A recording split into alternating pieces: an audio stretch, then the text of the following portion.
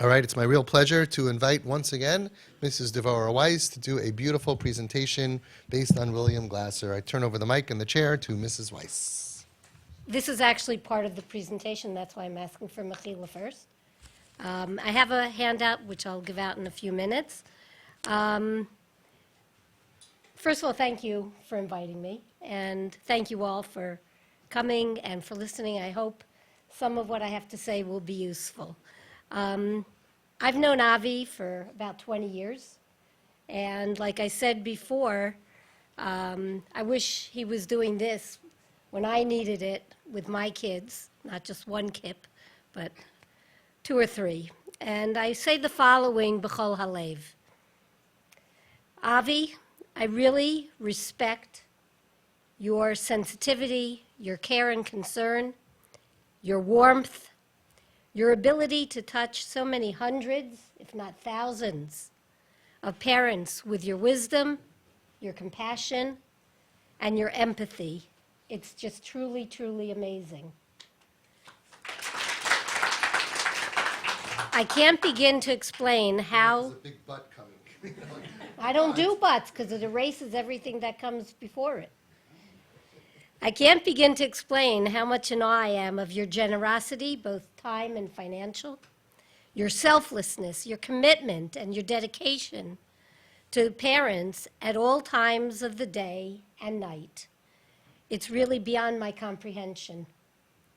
Your passion for helping parents in pain with such humility, with such gentleness, honesty, and integrity is remarkable and unparalleled. Okay.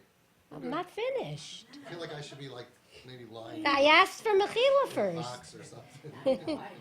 I'm blown. There's a purpose to this, not only because I feel strongly about every word that I'm saying, but you'll see in a minute why.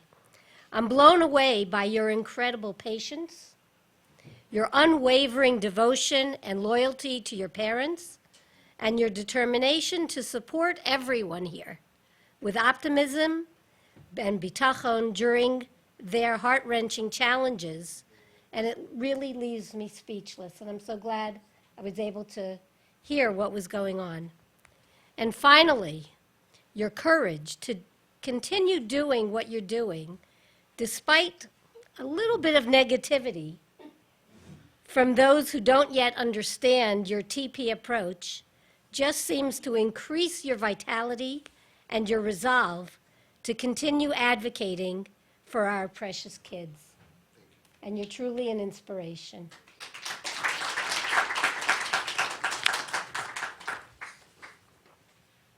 Okay, you done?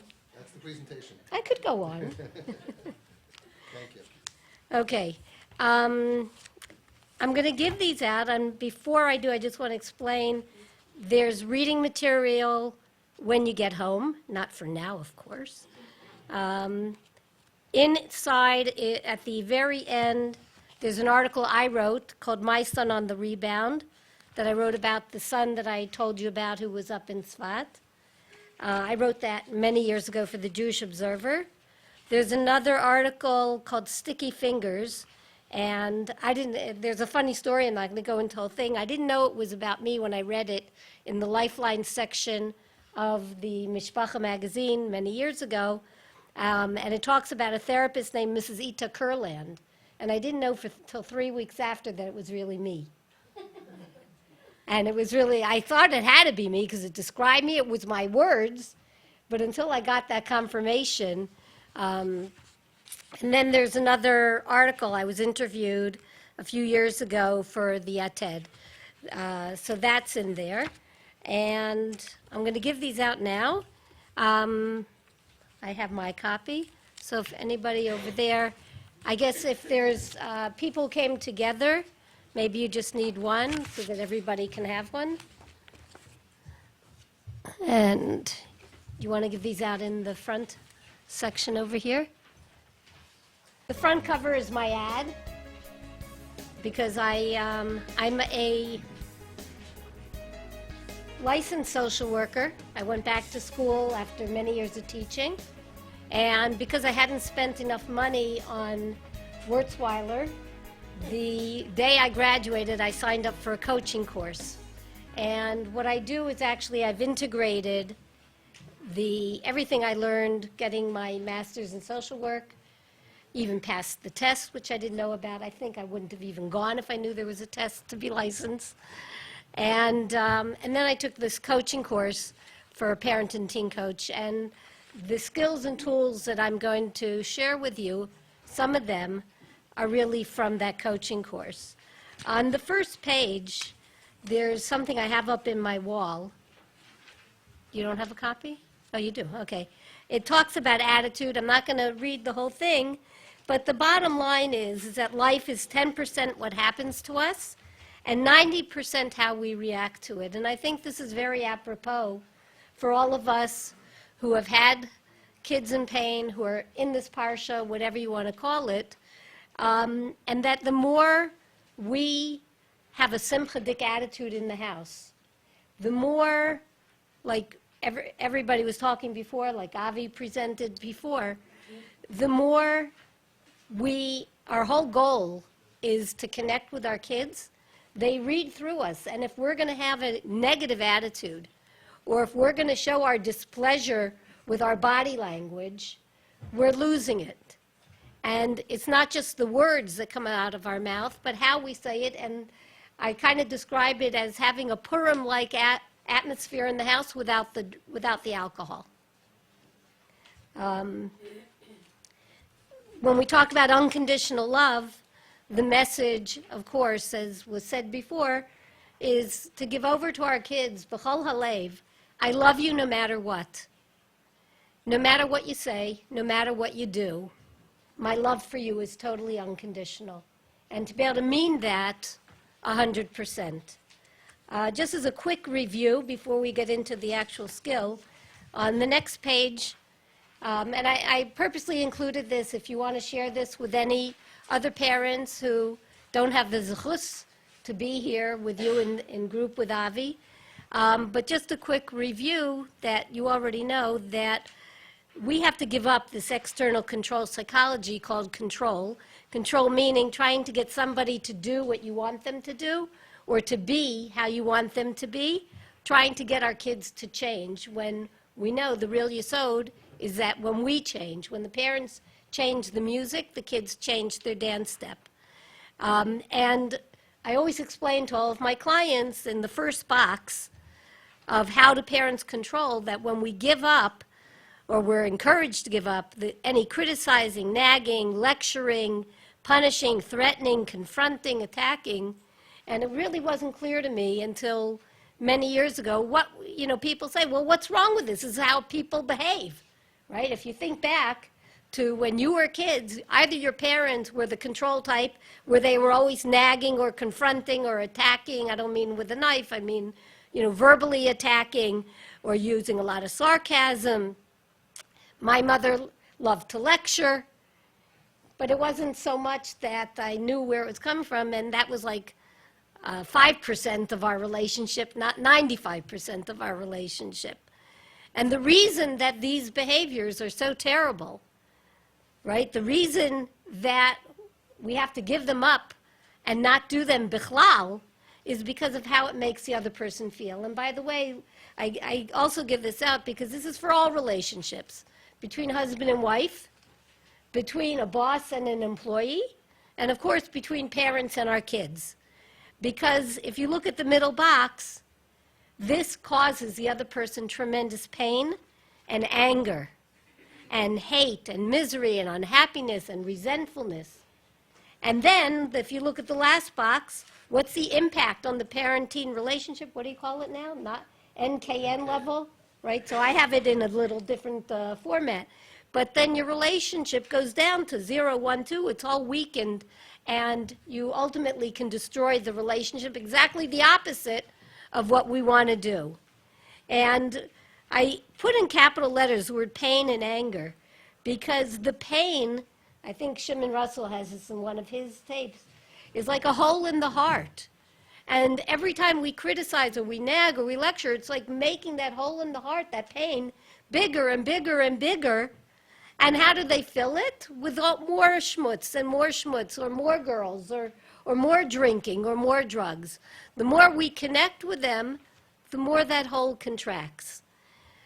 On the bottom, I just want to add one thing here, that our role as parents really shifts.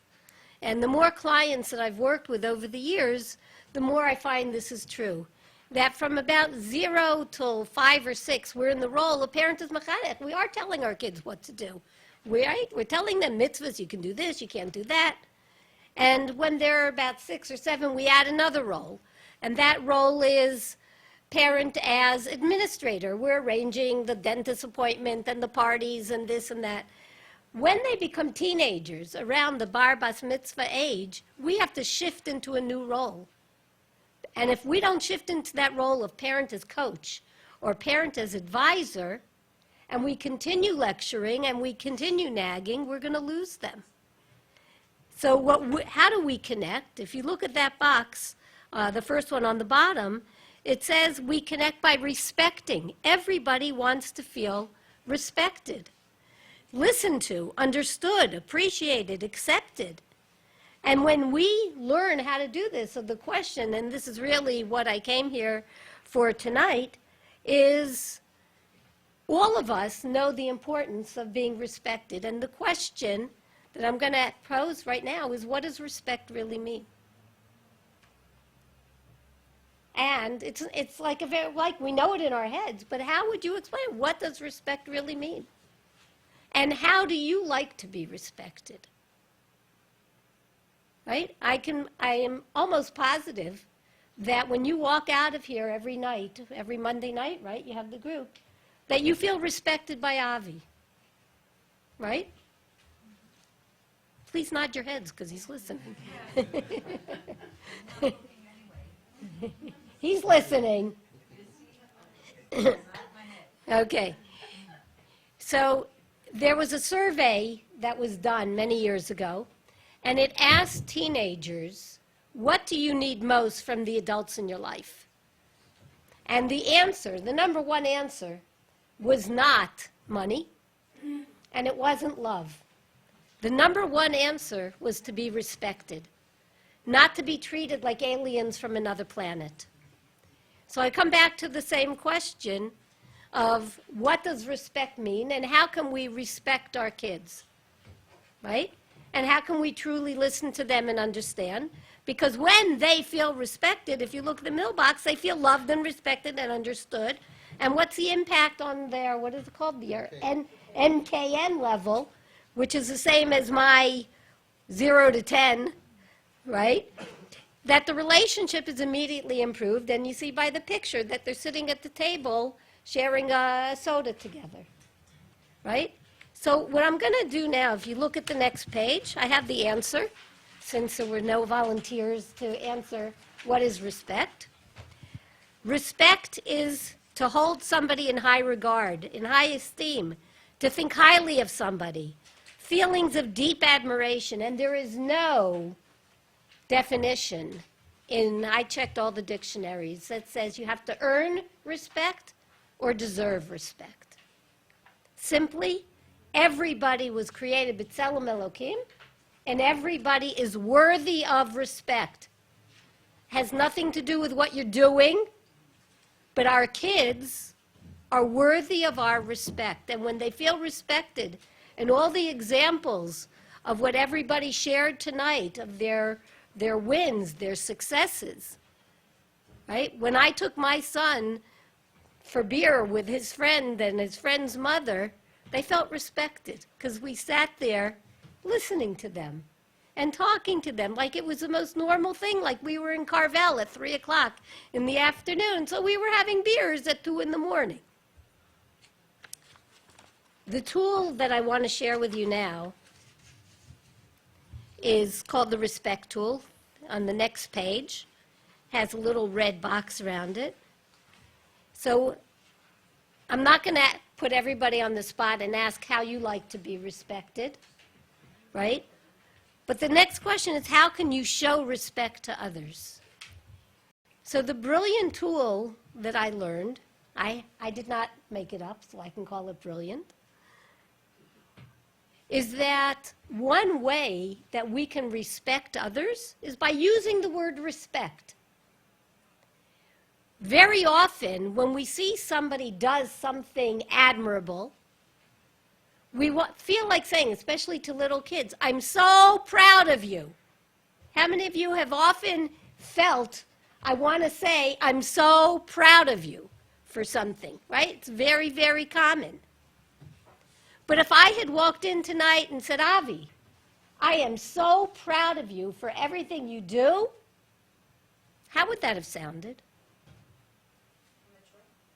Pardon? Childish? Somebody said condescending? Condescending. Because when I use the word or the phrase, I'm so proud of you, it's like I'm up here and the other person is down here.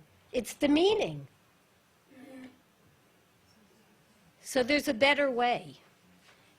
And the better way, and I have some examples, I'm just going to go through them from A on top to A on the bottom. Instead of saying to somebody, to a kid, I'm so proud of you for telling me the truth, if you look at A on the bottom, I respect your honesty when you told me the truth. What's the difference? The difference is that when I said, I'm so proud of you for telling me the truth, telling is an action. I'm so proud of you for the action that you did. When I said on the bottom, I respect your honesty when you told me the truth, honesty is a quality.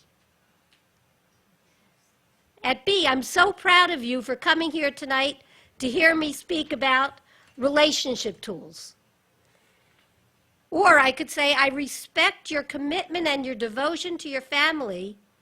Well, this is obviously from when I spoke on Shabbos, that you came out on a Monday night to listen to Avi and to listen to me as well. Okay? The difference is when I said, I'm so proud of you for coming tonight, I'm being proud of an action that you did. You came. Versus saying, I respect your commitment and your devotion to your family that you gave up tonight to come and learn and gain more support. The third one, let's say you have a teenager. I'm so proud of you for getting a great mark on your test. Versus, I respect your diligence or your drive or your determination or your persistence and your perseverance really paid off. I'm focusing on the qualities that the person had that's underneath the action. The action was they got a good mark on their test. But what's underneath that getting the good mark on the test? It's the diligence, the drive, the determination, the persistence. I'm so proud of you for not giving up in this challenging situation.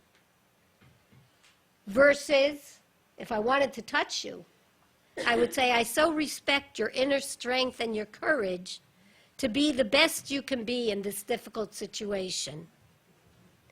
So we respect the quality underlying the person's action by respecting who they are, not what they do.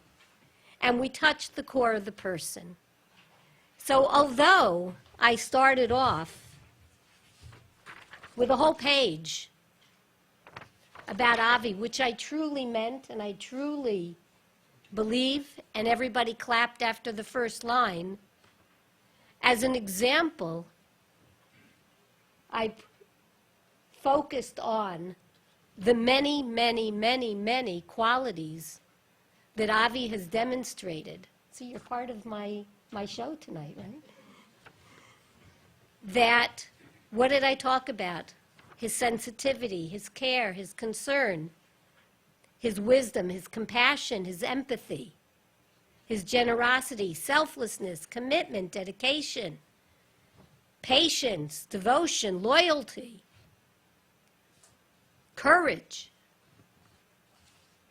When we use this tool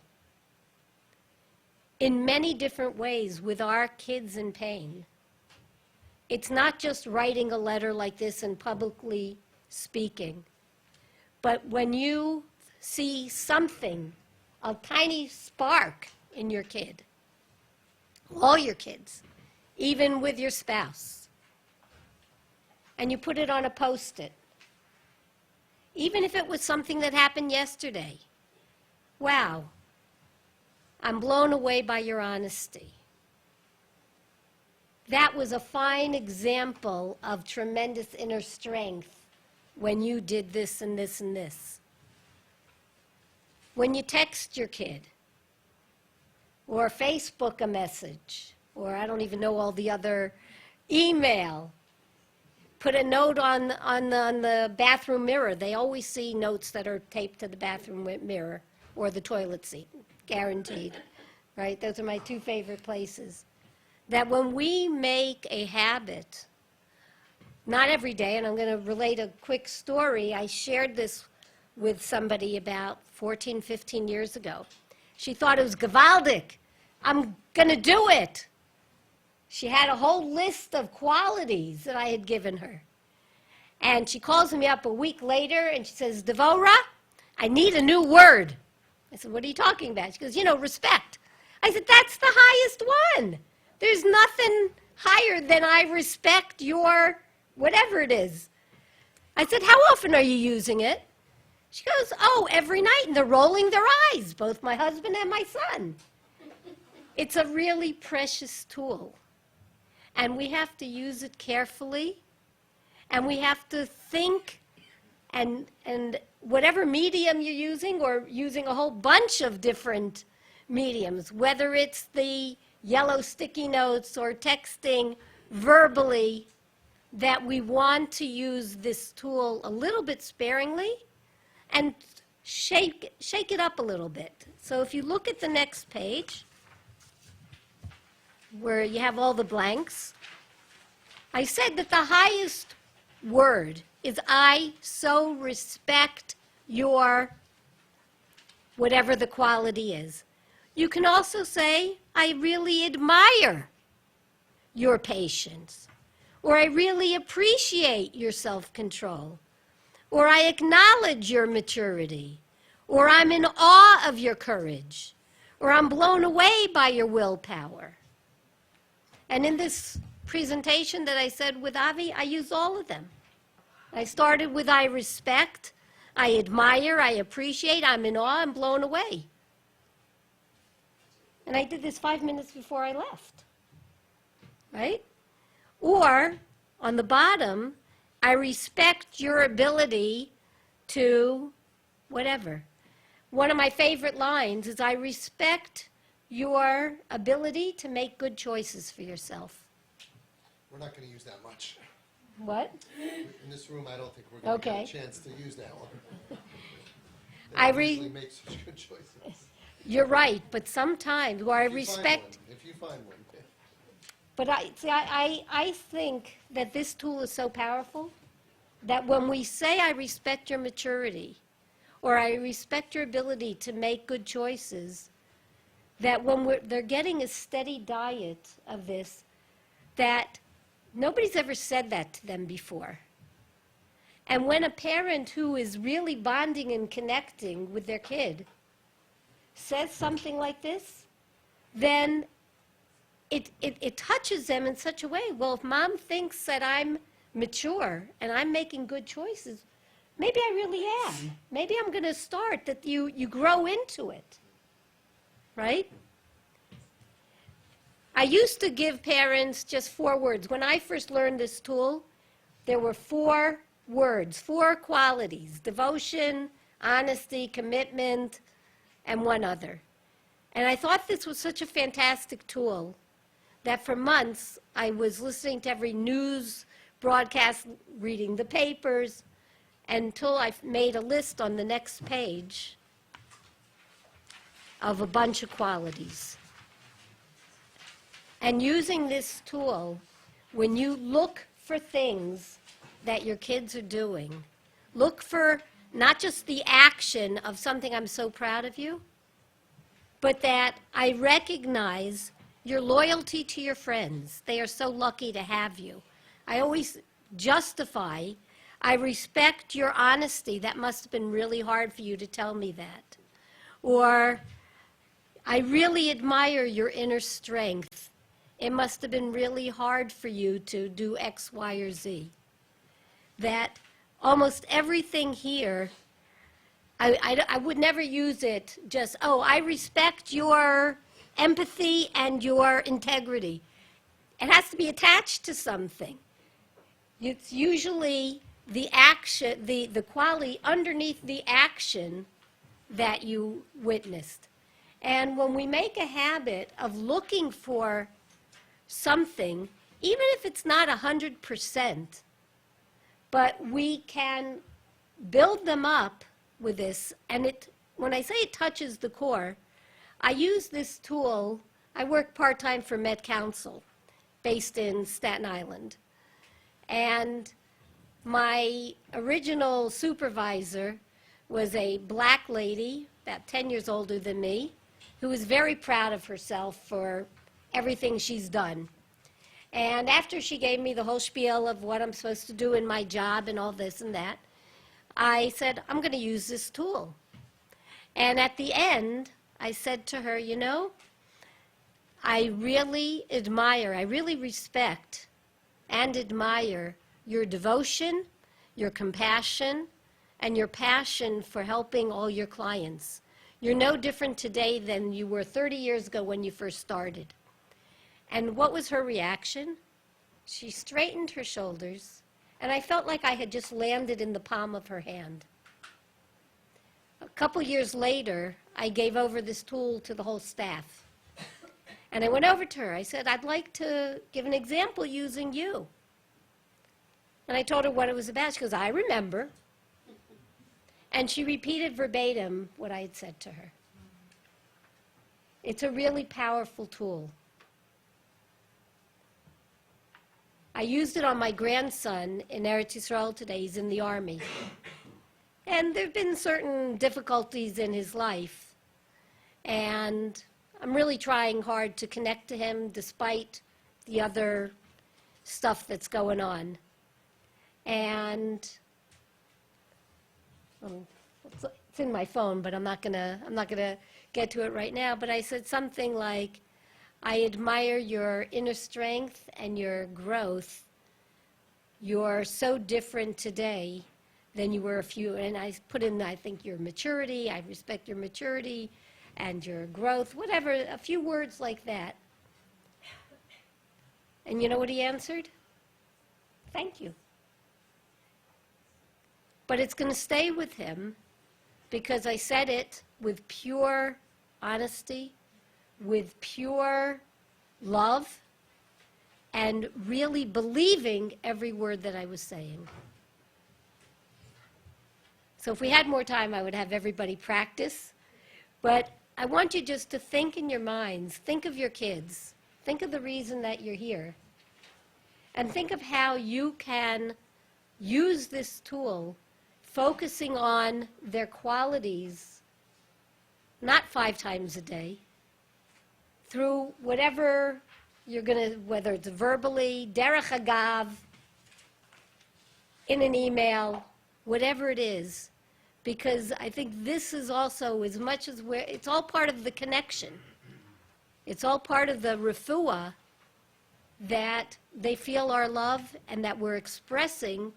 They feel respected. If that's the number one thing that kids want, that we all need and want, is to feel respected.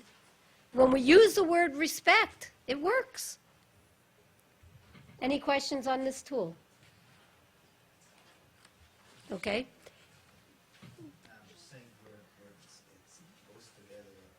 I'm very fond of Avi and learned a lot from Avi.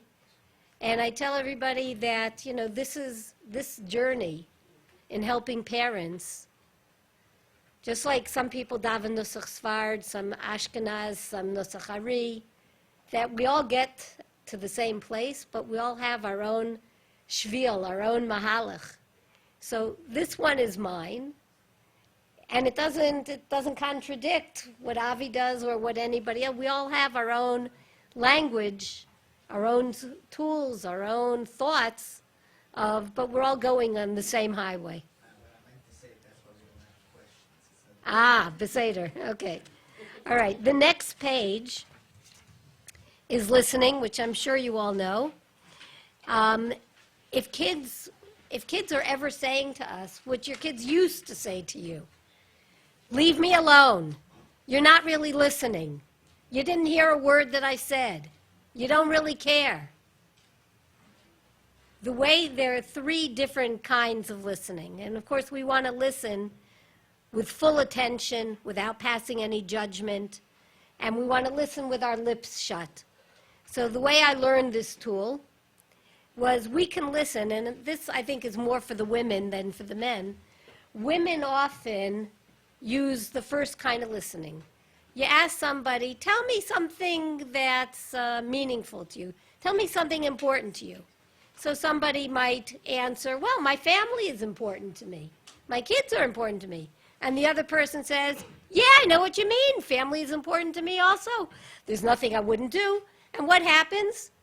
The second person hijacks the conversation. Women talk also. They say, well, I'm making this beautiful Sheva Brachas, making this and this and this. And the other person says, oh, yeah, well, when I made Sheva Brachas, this is what I made.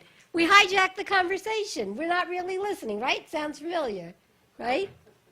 That's not what we want to do with our kids.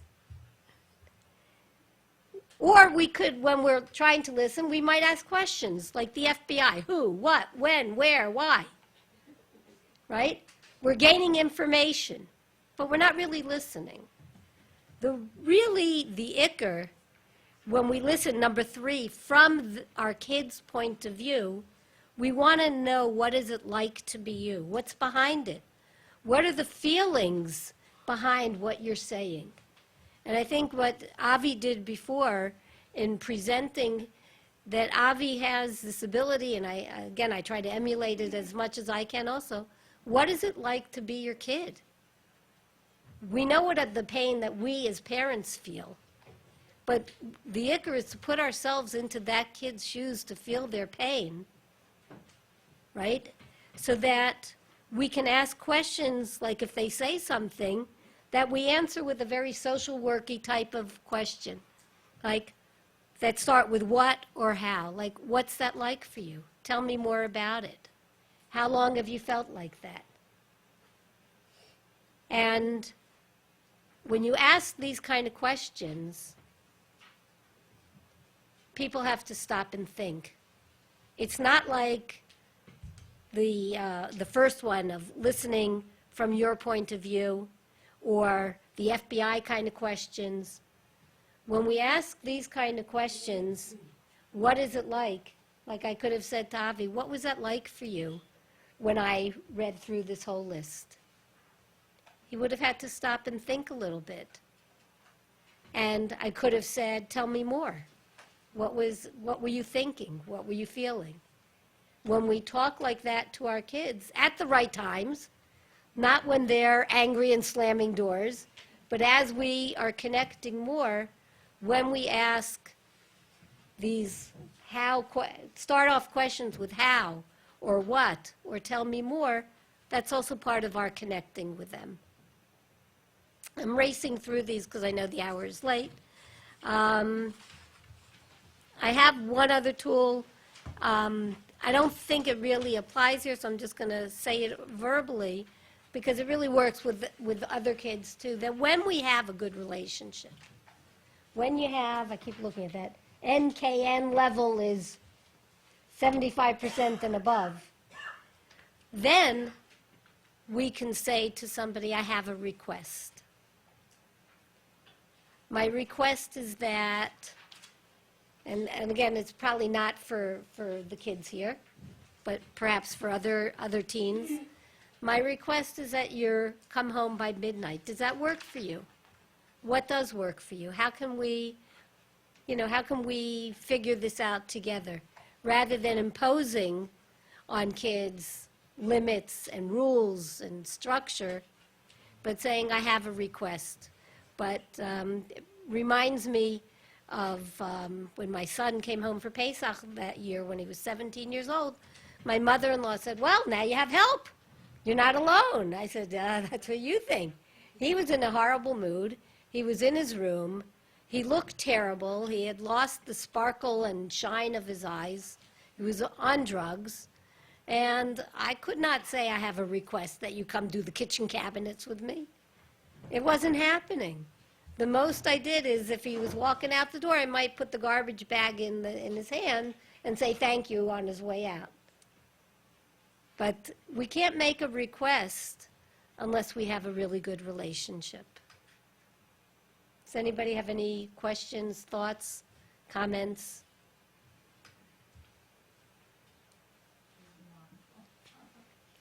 Did you find these tools useful? And again, I meant every word I said. Thank you very much. Thank you very much. Thank you, thank you, thank you.